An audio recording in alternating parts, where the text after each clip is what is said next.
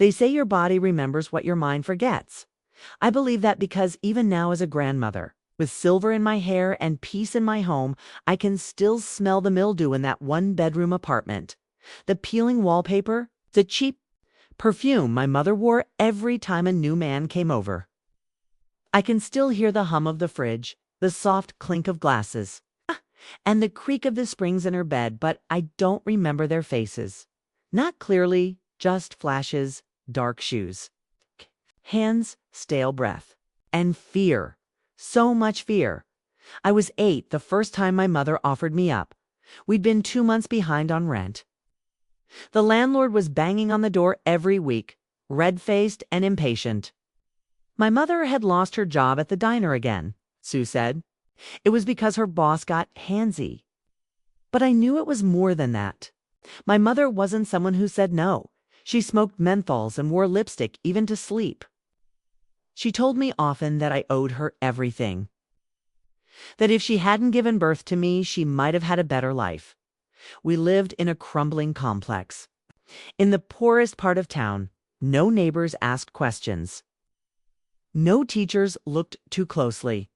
We were the kind of family you avoided at the grocery store. One night, a man came over I'd never seen before. He wore a nice coat and smelled like leather and cologne. He sat on our torn couch and drank beer while my mother laughed too loudly. Beside him, then she called me from the back room. "Come here, baby. Say hello." I walked into the room slowly. My hands were sticky with the grape jelly I'd just eaten from the jar. He looked me up and down. Not like a stranger. Like a butcher eyeing meat. "She's a pretty thing," he said. My mother smiled. She knows how to be quiet. That night changed everything. He didn't hurt me the way the others would later, but he touched me. And I froze. I didn't know what it was called, but I knew it was wrong. My stomach turned. My head spun. I wanted to scream. But I didn't, because my mother was in the next room, and she'd told me not to make trouble. After that night there were more visitors. Most didn't stay long. Some paid in cash. Others left groceries, alcohol, or bags of powder I didn't recognize. One gave us a working heater. Another got the toilet fixed. All of them took something from me. My mother never explained. Not with words. She just handed me a change of clothes and whispered, "Don't cry. You'll make it worse." I stopped playing outside, stopped laughing. I walked differently, talked less. I learned how to read faces, to know when to stay silent, when to flinch, when to pretend to be somewhere else. And I became an expert at disappearing in my mind. One day, I looked at myself in the mirror and didn't recognize the girl staring back. I was 9, maybe 10. My eyes looked too old. My lips had a permanent tightness. Like they'd forgotten how to smile.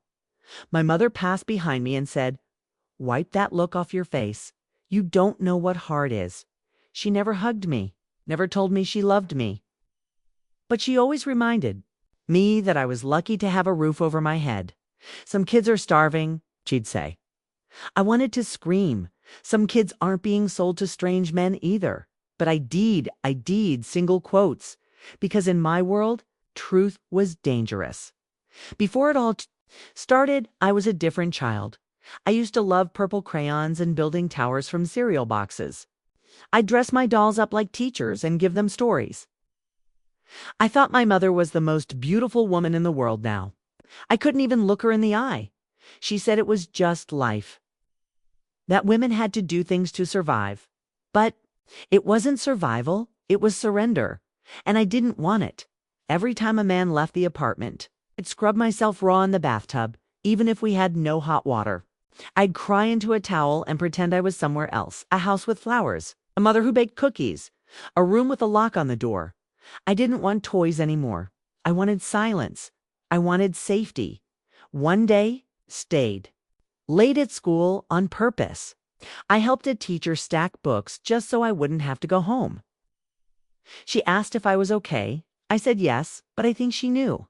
She gave me a chocolate bar and said, "You can talk to me if anything's ever wrong." I didn't tell her. Not then, but that day. I felt something shift inside me. A whisper, a flicker, a thought. This isn't normal. This isn't love. And maybe, just maybe, this isn't my fault. That was the night I stopped being a child. And the moment I started becoming a fighter, remember the second man more clearly than the first. He had a gold tooth, a heavy ring, and he smelled like garlic and cigarettes. He didn't look at me like a person. He looked at me like property, like something his money had purchased. My mother told me, "Don't embarrass me this time."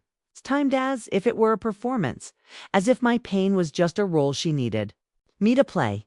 He came into my room with his belt still half undone. I was 9 years old after that. My mother started laying out rules. Not house rules, abuse rules. Don't bite, don't scream, don't talk about it. Gang? Don't cry too loud. And the worst one, if he gives you money, hand it to me after. At school, they taught us how to do long division and read poetry. They never taught us how to say no when the person hurting you is someone your own mother let in. So I obeyed. I adapted. Stopped flinching.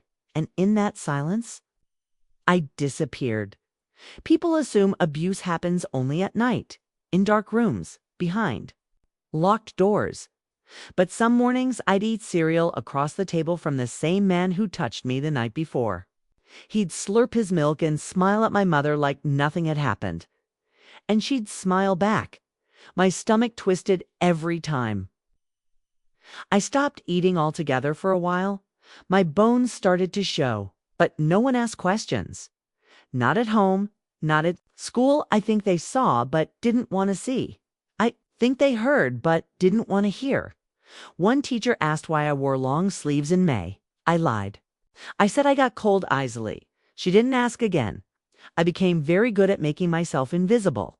I'd sit in corners, walk without sound, keep my eyes down.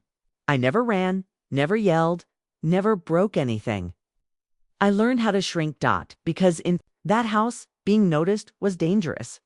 I started talking to myself at night, not out loud, just in my head. I'd tell myself stories. In my imagination, I was a warrior.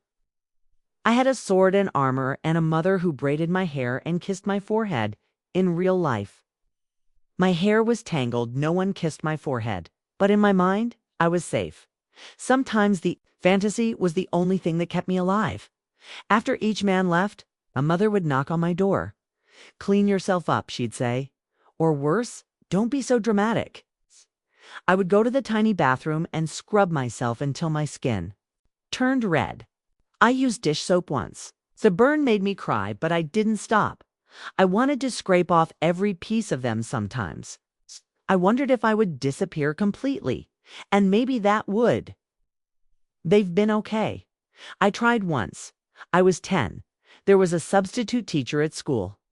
Her name was Ms. Carla. She had a soft voice and wore colorful scarves. She noticed I was always tired, that I never brought lunch. One day, she knelt by my desk and whispered, "Sweetheart, are you okay at home?" I nodded too quickly. My hands were shaking. She gently placed a folded piece of paper into my hand. "This is my number. If you ever need anything, anything at all, call me." That paper burned in my pocket for days. I didn't call, but I didn't throw it away either. That paper felt like a lifeline, a crack of light in a pitch-black room. But the day everything inside me shattered was when my mother told a man to use my room while I was in it. She didn't even ask me to leave. She looked me in the eye and said, "Be good. It's just for tonight." That man, he was rough, cruel. He told me not to scream. I bit my tongue until it bled. After I lay on the floor. My mother came in, stepped over me, took the cash from the man's wallet, and said, "Now we're not getting evicted." I stared at the ceiling and realized she hadn't failed to protect me. She had sold me, and that truth hurt more than anything else. Something changed after that night. I stopped feeling sad. I started feeling angry, not loud, screaming anger, quiet, burning anger. The kind that simmers under your skin. The kind that whispers, "One day, you'll get out." I started noticing exits, counting steps to the door, remembering faces. collecting names. I didn't have a plan yet, but I knew I wanted out no matter what it took. She thought I was just a child. But what she didn't see was that I had already started building my escape, one silent memory at a time. Some people say the worst part of abuse is the pain. For me, it was the silence, and the fact that I had to keep it for his sake. My little brother Eli was 6 when things got really bad. He had big brown eyes, soft curls, and a laugh that lit up the darkest corners of that crumbling apartment. When the men came to the door, I told him they were Mom's friends from work. When he asked why I always looked tired, I said, bad dreams. He never knew the truth because I made sure of it. Eli slept on a mattress beside mine.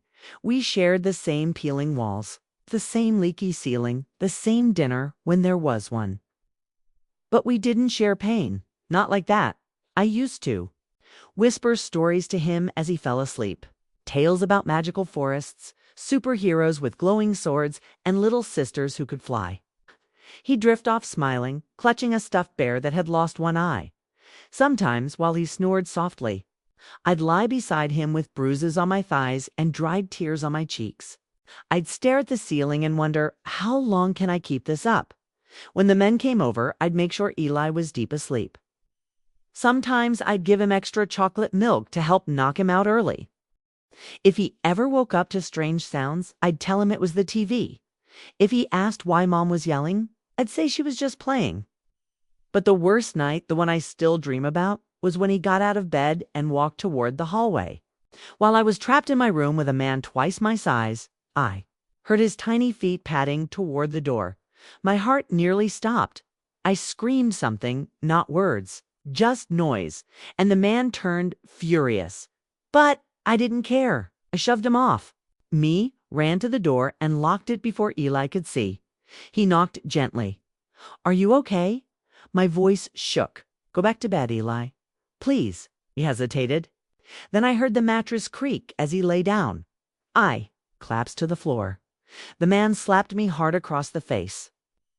But I didn't cry because Eli didn't see, and that was the only thing that mattered. The next morning, I made him toast, and jelly. My cheek was swollen. He asked if I fell. I nodded. He believed me. That's how well I had trained him to not ask too many questions, to trust lies over truth. But I hated myself for it because the more I protected him, the more I lost pieces of myself. Eli loved school. His drawings were always full of color and castles. He'd bring them home and say, "This is us. When? We have a big house, and you don't have to be sad anymore." I always smiled, but inside, I was breaking. I thought about telling his teacher once. Maybe if I got the system involved, he'd be placed in a safer home. Maybe someone would help. Us both. But I'd heard stories siblings getting separated. Boys going into foster homes that were worse than ours. I couldn't let that happen to him, so I stayed. And stayed quiet and kept playing both roles, sister and shield. By the time I turned 12, I had learned how to clean blood from sheets without leaving stains, how to hide bruises using makeup from my mother's purse, how to say thank you to a man who gave me a candy bar after violating me, how to cook noodles in silence while my brother asked if we could watch cartoons. I wasn't a child anymore. I was a caretaker, a liar, a ghost in my own home. But no matter what happened, I made sure Eli never saw. I made sure he believed somewhere that love was possible. One night, I came back into our room after a man had left. I was limping, holding my side. My mother didn't even look up from her wine glass. I crept into bed quietly, but Eli wasn't asleep. He turned toward me and whispered, "I heard you crying." I froze. "I'm sorry," he said. I didn't know how to help. His little voice cracked. He started to cry, and that broke me more than any man's hand ever had. I pulled him into my arms and said, "You don't ever need to help. That's not your job. You just need to grow up safe, okay?" He nodded, sniffling. That night, we both cried into the same pillow for different reasons. A few weeks later, I started hiding money, not a lot, a few coins, a dollar bill here and there. Tips from helping an old woman down the block carry groceries. I stashed it behind a loose tile in the bathroom. I called it the get out jar. I didn't know how or when, but I promised myself one day Eli and I would leave, and I'd never let him cry like that again. He never knew what I did for him, and he never has to. That's how I know I did my job. I was 13 when I finally snapped. Until that point, I had done everything she asked, kept quiet, played nice, smiled. For strangers with wolfish eyes, cleaned myself up, handed over whatever cash they left on the nightstand. It was survival. Not submission, but still. I hated the reflection in the mirror. The tired girl who looked older than she was. Who flinched when a door creaked. Who couldn't remember the last time she'd been hugged without an agenda. That night, something inside me cracked. And once it did, I could never go back. He was new. I didn't know his name. My mother called him the doctor, though I doubt he really was one. Smelled like antiseptic and wore one black glove. When he walked in, I felt it, a sickness in the air. Something was off. He sat at the table, eating cold spaghetti from the pot. Didn't say a word to me, just stared. When my mother whispered her usual cue, "Be good." I didn't move. I looked her in the eye and said, "No." Her jaw twitched. "What did you say to me?" I stepped backward, closer to the hallway. "I'm not doing this anymore." The man raised an eyebrow. My mother's face turned red, not from embarrassment, but fury. "You little ungrateful," she lunged for me, but I ducked. Ran. She caught me by the hair and dragged me back into the kitchen. Her hand came down, hard across my face once, twice. Blood filled my mouth. I expected it to hurt, but something strange happened. It didn't. Not the way it used to. I felt the sting, the dizziness, the metallic taste, but I didn't cry. I didn't break. I just stared at her, straight through her, and she stepped back. Like she didn't recognize me anymore. Neither did I after that night. I stopped obeying. If she told me to wear a dress, I wore jeans. If she told me to serve drinks, I spilled them. If she brought a man over, I disappeared into the stairwell and stayed there until he left. I didn't scream. I didn't call the cops, but I started saying no and meant it. It cost me. She stopped feeding me regularly. She broke my phone, the cheap flip. When I hid, she started locking the front door from the outside, like a jailer. But the strange part? She stopped bringing the men, not because she changed, but because she knew I wasn't worth the price anymore. There's something powerful about the first time. You choose yourself. Even if no one claps, even if no one sees, even if you're still. Trapped. Inside me, a fire had been lit. I started writing again, not just stories, but plans, ways to get out, jobs I could do, places I could run to. I remembered Ms. Carla, substitute teacher who once gave me her number. I hadn't called then, but I hadn't thrown the paper away either. It was folded inside the spine of an old book. The ink was smudged, but the number was still legible, and it burned in my pocket like hope. One evening, I was sitting on the porch steps when a man walked by, not one of her men. Just a neighbor I'd seen before. He was older, maybe 40. Quiet. He looked at the bruise on my arm, then handed me a bottle of cold soda. He didn't ask questions, didn't say a word, just nodded and walked away. That bottle felt heavier than gold, because, for once, someone saw me and didn't want anything around this time. Eli, now almost 9, started asking questions I couldn't answer. Why do you never smile anymore? Why does Mom lock you in when she leaves? Why don't you eat dinner with us? I tried to brush it off, but one night I caught him crying in the hallway. "I think something bad is happening to you," he whispered, "and I'm scared." I wrapped him in my arms and said, "You're right, but I'm handling it." "But who's helping you?" That question gutted me. That night, after Eli fell asleep, I took the folded paper out from the book. Ms. Carla's number, not my fingers, hovered over the dial. I didn't know if she'd even remember me. Didn't know what I'd say. Didn't know what the consequences would be. But I knew one thing. If I didn't speak up now, I might never get another chance. So I picked up the kitchen phone, dialed the number, and waited. One ring, 2.3, double quotes. Hello. It was her dot, and for the first time, I let the words out. I didn't know what freedom looked like, but I had just taken the first step toward finding it. Hello. Her voice sounded the same, gentle, cautious. I clutched the phone, like it might vanish. My mouth went dry. It's me, I whispered. From school, the girl you gave your number to? Years ago. There was a long pause, then a breath. I remember you, she said quietly. Are you safe right now? And just like that, something cracked open inside me. I wasn't alone anymore. I don't remember everything I said that night. The words tumbled out in fragments, stories, bruises, fears, lies I'd been forced to tell. She didn't interrupt. She didn't question my memory. She just listened. Let me fall apart in the quiet. When I finally stopped talking, she asked. Me again, gently. Are you in immediate danger? I hesitated. No, not right now, but it always feels like it's coming. I believe you, she said, and I'm going to help you. But I need you to do something brave. Just one more time. Can you come meet me? Somewhere safe? We arranged to meet at the public library 2 blocks from the apartment. I told her I could sneak out in the afternoon, before my mother returned from whatever job she claimed to have that week. When I hung up, my hands were still trembling. But for the first time in years, they weren't trembling from fear. They were trembling from possibility. The library was a faded old building with dusty windows and tall wooden shelves that stretched to the ceiling. I hadn't been there in years. Not since I was little, back when Mom still pretended to care about bedtime stories, Ms. Carla was already waiting, sitting by the window in a plain gray sweater, holding a notebook. She looked older than I remembered, but her eyes were the same. She stood when she saw me, smiled gently, and said, "Hi."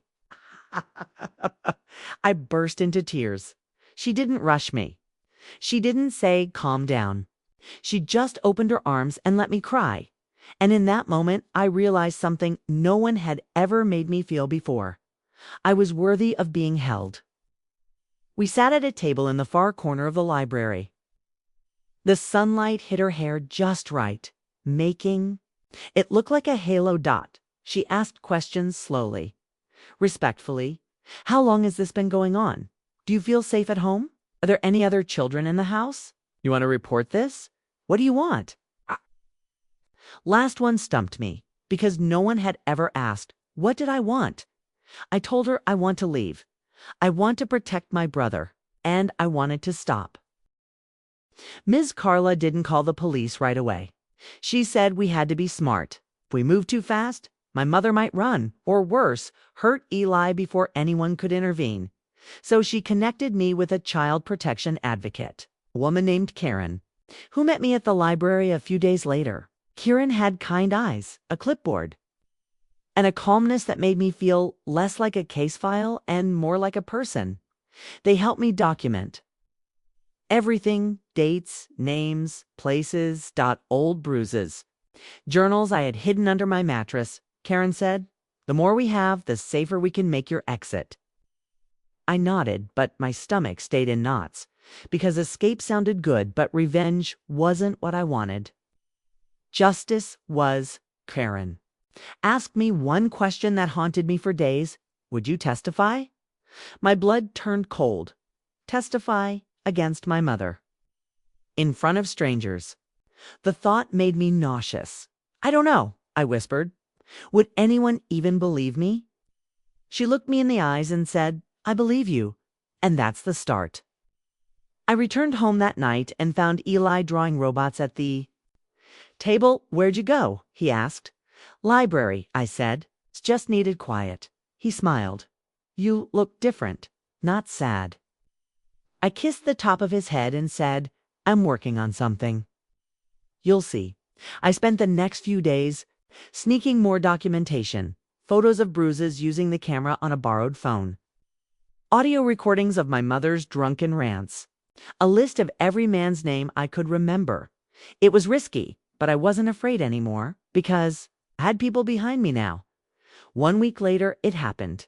Child Protective Services arrived with 2 police officers. They knocked politely, but with authority.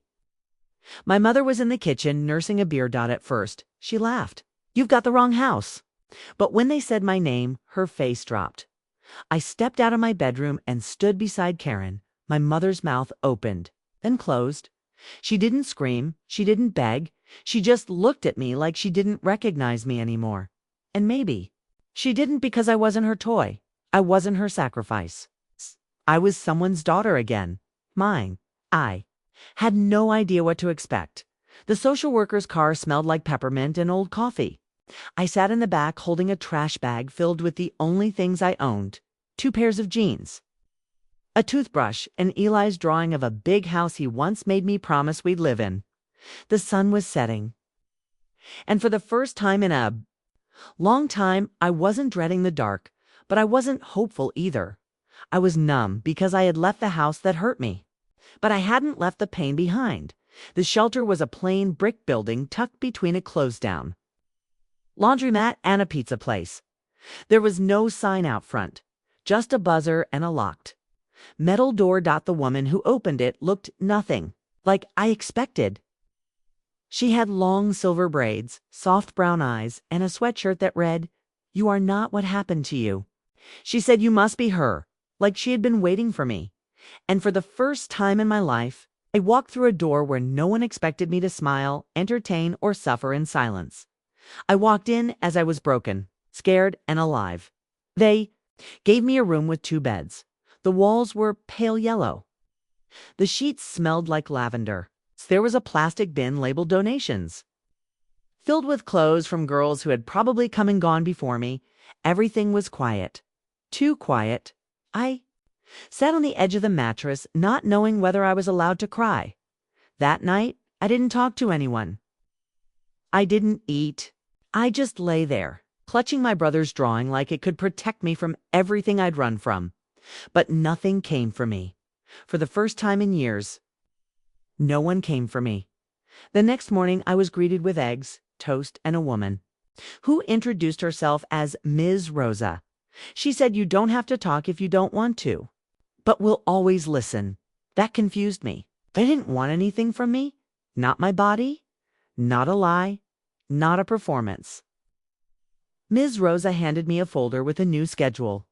Group therapy twice a week. Journaling every night, caseworker meetings, school re-enrollment. It was overwhelming, but also structured. And after years of chaos, that felt like a strange kind of comfort. That night, the second bed wasn't empty anymore. A girl about my age came in. She had sharp eyes, buzzed hair, and a scar above her eyebrow. She didn't smile. She dropped her bag and lay down without a word. Her name was Ray. We didn't talk for 3 days. Then one night, as I was brushing my hair, she said, "You here for parents or men?" I paused. "Both." She nodded. "Same. That was it." That's how we became friends. Not through shared hobbies or gossip, but through the mutual understanding of survival. The first time I sat in the therapy circle, I didn't speak. There were 5 girls and 1 counselor. Some were quiet, like me. Some were angry. One girl joked too much. I later learned that's how she hid her panic. The counselor asked us all one question. "When was the first time someone broke your trust?" My throat closed up, Ray said, "when my mom let her boyfriend back in the house after I told her what he did." Another girl said, "When the priest said God would forgive him if I stayed quiet." I didn't speak, but inside I whispered, "When my mother traded my safety for rent money." A week after arriving, I got a letter. It was from Eli. A counselor helped him write it. He said he missed me, that he was in a foster home with a yard and a dog, that he hoped I was somewhere with books and pancakes.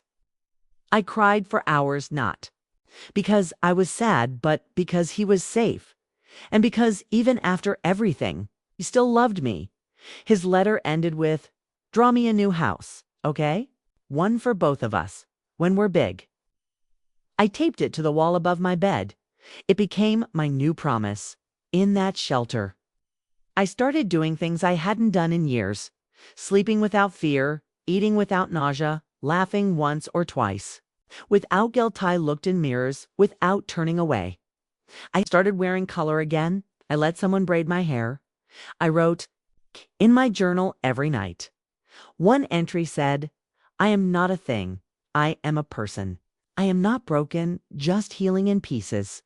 It took me 16 days to finally speak in therapy. I said, my mother didn't hit me every day. But she handed me to people who did. No one gasped. No one interrupted. One girl across the circle nodded. Another girl cried. And the counselor said, thank you for sharing. You're not alone. I didn't believe her yet, but I wanted to. And that was something. That first night in the shelter didn't heal me, but it gave me a bed, a locked door, and the quiet I needed to begin. The last time I saw Eli, he was 9 and crying in his pajamas, clutching my arm as social workers pulled us apart. Where are you going? Will I ever see you again? I don't want you to go.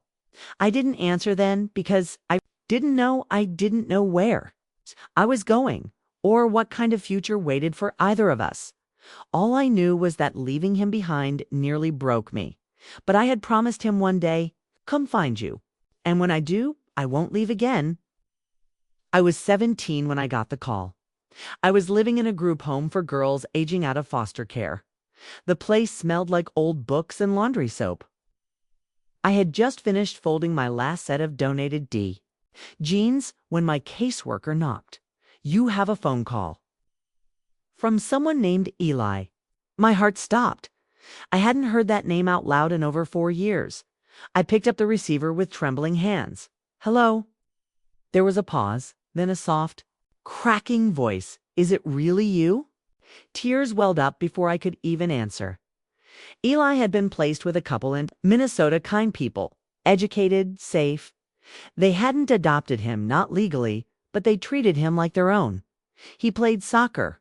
He had a bike. He liked chemistry. He said he still kept the little robot drawing I gave him, the one with the house in the background and both of us holding hands. I still draw that house, told me. I just kept adding rooms. It's like I was waiting for you to come back. My caseworker arranged for a supervised visit. A nonprofit covered the airfare. Ms. Carla, still part of my life, helped me shop for clothes that didn't feel like secondhand trauma. I flew with my palms sweating. The letter Eli once wrote folded in my jacket pocket. What would I say? What if he blamed me for leaving? What if he didn't even recognize me? But the moment I saw him waiting at the gate, holding a cardboard sign that read, My Big Sister, all those fears melted. He was taller, smarter, still had my eyes. We hugged and cried in front of strangers and didn't care. We went to a nearby diner, the kind with sticky menus and syrup bottles that never fully close. He ordered chocolate chip pancakes. I got tea. I always imagined this moment, he said. Sometimes I thought I made you up. Like maybe you weren't real. I smiled through tears. I thought about you every day, I told him. I left because I had to. But I stayed away because I was building something better for both of us. He nodded. I'm glad you did. We didn't talk about her. Not right away. But eventually he asked, do you think she ever loved us? That was the first question that cracked me because I didn't know how to answer. I think she loved her survival more, I said. And we got caught in it. He looked down at his plate. Sometimes I miss the version of her I made up in my head, the one who didn't hurt us. I do too. And then we sat in silence. Not the kind that hurts, but the kind that heals. That night I stayed at his foster home. They gave me the guest room. Eli showed me his comic books, his old soccer trophies, his favorite hoodie, still had juice stains on it. Then he pulled out the robot drawing, the one he'd added rooms to. There was now a kitchen, a giant library, 2 bedrooms, and a backyard. Still waiting on your room, he joked. I took a pencil from his desk and added a sunroom, a place for art, books, and windows that never Locked. He looked at it, smiled. Perfect, he said. Before I left, he took a photo, me in my thrifted jeans and borrowed sweater, him in his science camp t-shirt. Two kids who grew up in fire. Somehow standing in sunlight, we both framed it later. Mine still sits by my bed. A reminder that blood doesn't always break you. Sometimes it binds you in ways trauma never could. We call each other once a week, every Sunday, no matter what. Sometimes it's short. Sometimes we just laugh about random things, like how I still can't cook or how he wants to become a chemical engineer, but only if he can blow stuff up. Every call ends the same. I'm proud of you. I love you. Don't forget the sunroom. My mother gave me away, but my brother gave me back my sense of family. People ask me how I survived, how I kept going after everything that was done to me. The truth, I didn't always want to. There were nights I felt like a ghost in my own skin. Days where my trauma wore me like a coat I couldn't take off. I carried shame, rage, silence like bricks in my pockets. But what kept me alive was the promise. To Eli, to Ms. Carla, to the scared girl I used to be, that one day I'd come back for the others. And now I do. It started at a high school. I was 21, barely 4 years out of the system, still figuring out how to sleep through the night. A counselor I'd stayed in touch with asked, "Would you talk to some of the girls just about your story?" I hesitated. My hands shook when I walked into the classroom. But the second I saw their faces, girls with tired eyes, half-braided hair, and arms crossed over pain they didn't know how to name, something inside me steadied. I told them the truth, not the sugar-coated version, the raw one. The motel. The courtroom, the shelter, the silence, and then the healing. By the end, 3 girls stayed behind to talk. One cried, one hugged me. One said, "You just told my story. I never planned to be a speaker, but word spread soon." I was being asked to speak at youth shelters, foster care conferences, teacher training sessions, women's prisons, trauma-informed workshops, not as a victim, but as someone who lived and learned and came back to light a path for others. I work with girls who remind me of myself, the ones who flinch when someone moves too fast, the ones who haven't eaten in days because anxiety makes food feel like knives, the ones who whisper their stories like they're confessing a crime. Might tell them what happened to you was not your fault. What you became because of it, that's your power. I teach them how to set boundaries, recognize manipulation, seek therapy right there. Truth, rebuild trust in small, safe ways. We cry together. We laugh. We heal. Not perfectly, but honestly, I wrote a memoir. It wasn't easy. I had to revisit pages of my life. I thought I'd burned, but I knew someone needed it. I called it The House with the Sunroom, a journey from survival to freedom inside. I included pieces of Eli's drawings, journal entries from the shelter, a list of warning signs teachers and adults should never ignore it. It was published by a nonprofit press. We donated every first edition. Copied 2 shelters across the country. One day, short clip of my talk was posted online. It was just a 3-minute speech where I said, my mother didn't sell me because she was poor. She sold me because she thought I was worth nothing. Here to prove her wrong. The clip exploded. Millions of views, thousands of comments, some hateful, most grateful one. Message I'll never forget said, I was going to end my life today, but you reminded me I'm not alone. Thank you. I'm a grandmother now. Eli has 2 daughters. I babysit them on weekends. Sometimes I look at them and think, this is what safe looks like. They have bedtime routines, snacks with their names on them, toys that don't hurt. They climb into my lap and say, tell us a story, Grandma. And I do, but never the full one. Not yet. One day when they're older, I'll tell them how their grandmother walked through fire and didn't just survive. She carried buckets of water back for the others. When I speak at events, I always end with the same words. Some of us were born into storms. Some of us were thrown into them. But if you're reading this, if you're listening, if you've Live through something no child should. You are not broken. You are evidence that darkness cannot win. I am not the things they did to me. I am the voice that refused to stay silent. And now I help others find theirs.